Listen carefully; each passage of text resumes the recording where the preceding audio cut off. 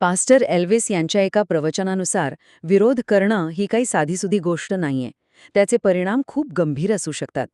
तर मग या प्रवचनाचा नेमका संदेश काय आहे आणि या विरोधाचे परिणाम काय आहेत? चला आज आपण तेच जरा सविस्तरपणे समजून घेऊया. प्रवचनाची सुरुवातच या वाक्याने होते, विरोध करणे ही एक खूप भीतीदायक गोष्ट आहे. खरं तर हे वाक्यच आपल्याला थोडं थांबवून विचार करायला भाग पाडतं. प्रवचनानुसार ही फक्त एक कृती नाही, तर एक गंभीर इशारा आहे. पण याचा नेमका अर्थ तरी काय? तर या प्रवचनाच्या संदर्भात विरोध म्हणजे काय? याचा अर्थ फक्त मतभेद असणं नव्हे, तर देव, त्याचं वचन किंवा त्यांनी निवडलेले सेवक यांना सक्रियपणे विरोध करणं, त्यांचा अनादर करणं किंवा त्यांचा ऐकायलाच नकार देणं. आणि हाच मुद्दा या संपूर्ण चर्चेच्या केंद्रस्थानी आहे. बरं, मग हा विरोध प्रत्यक्षात कसा दिसतो?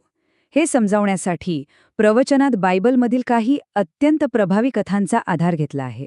यात काही उदाहरणं तर अक्षरशः धक्कादायक आहेत. जसं की यन्नेस आणि यम्ब्रेस, ज्यांनी थेट मोशेलाच आव्हान दिलं, किंवा तो सिकंदर तांबट, ज्याने पौलाच्या शिकवणीला विरोध केला. इतकंच काय, एलिमा नावाच्या जादूगराने तर लोकांना विश्वासापासून दूर नेण्याचा प्रयत्न केला.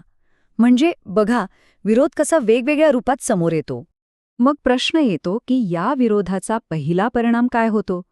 प्रवचनानुसार याची सुरुवात बाहेरून होत नाही, तर आतून होते. म्हणजे मन आणि विश्वासाच्या भ्रष्टतेतून.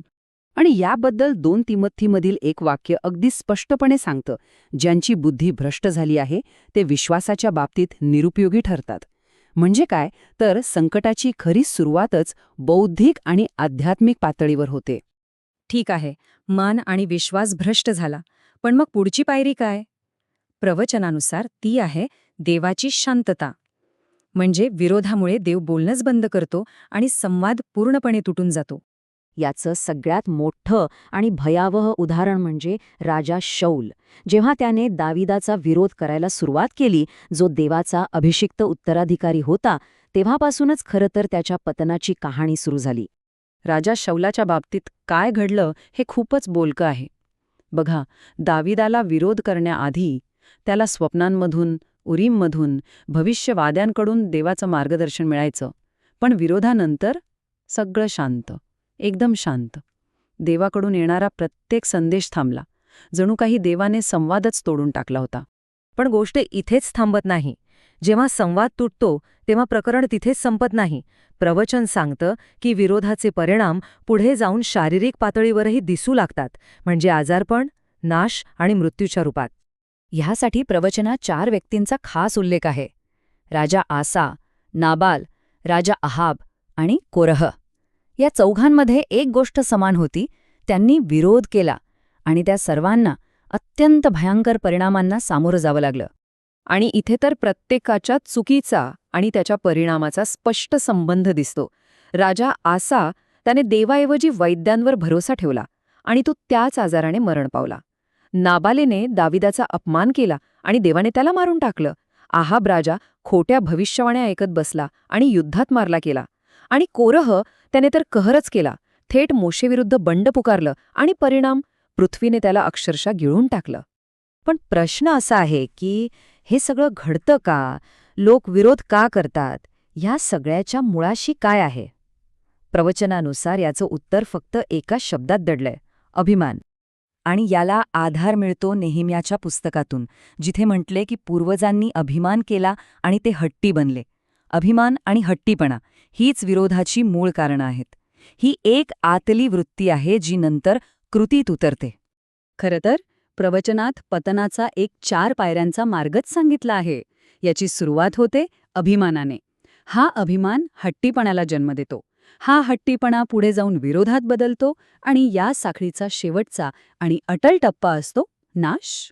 आणि आता या प्रवचनातील सर्वात कठोर आणि अंतिम चेतावणीकडे वळूया. तर मग या प्रवचनानुसार येऊ घातलेल्या विनाशाचं सगळ्यात स्पष्ट चिन्ह, सगळ्यात मोठं लक्षण कोणतं आहे? उत्तर धक्कादायक आहे. ते आहे निर्भयपणे केलेला विरोध. हो, प्रवचन सांगतं की जेव्हा एखादी व्यक्ती कोणतीही भीती न बाळगता उघडपणे विरोध करते, तेव्हा ती कृतीच स्वतःच्या विनाशाचं स्पष्ट चिन्ह बनते. नीतीसूत्रांमधील हे वचन हाच धोका अधोरेखित करतं. ज्याला वारंवार समज देऊनही तो हट्ट सोडत नाही, त्याचा नाश अचानक होतो आणि त्याला वाचवायला कोणीही नसतं. तर मग या सगळ्याचा अंतिम परिणाम काय? प्रवचनानुसार विरोधामुळे फक्त देवापासून अंतर वाढत नाही, तर संपूर्ण नातंच 180 डिग्रीमध्ये बदलून जातं. आणि इथे पुन्हा एकदा राजा शॉलची गोष्ट समोर येते, जी आपल्याला हादरवून टाकते. शमूएल संदेष्ट्याचे शब्द ऐकून अंगावर काटा येतो. तो शाऊलाला म्हणाला, परमेश्वर तुला सोडून गेला आहे आणि तो तुझा शत्रू बनला आहे. विचार करा, देव आता फक्त शांत नाहीये, तो शत्रू बनला आहे. हाच विरोधाचा अंतिम आणि सर्वात भयंकर परिणाम आहे. तर मग मित्र की शत्रू?